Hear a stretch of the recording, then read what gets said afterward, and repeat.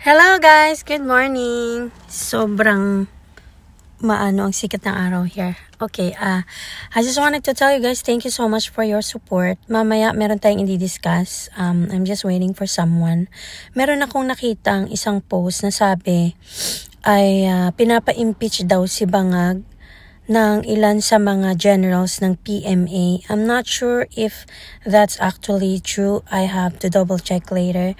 We're going to discuss that, and also di-discuss din natin yung mga iba pang nangyayaring atrasan sa pirmahan ng budget ng Pilipinas at yung pag-atras ng tingog sa kanilang kalokohan. So, yan yung mga atras na nangyayari lately na i-discuss natin mamaya, okay?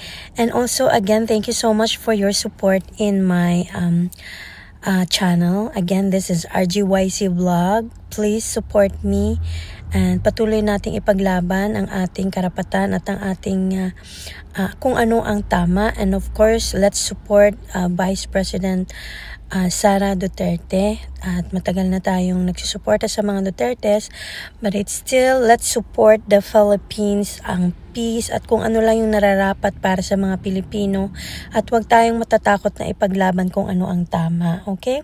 Again, thank you so much guys. I will come back later and we'll discuss more of what is happening in the Philippines. God bless. Bye!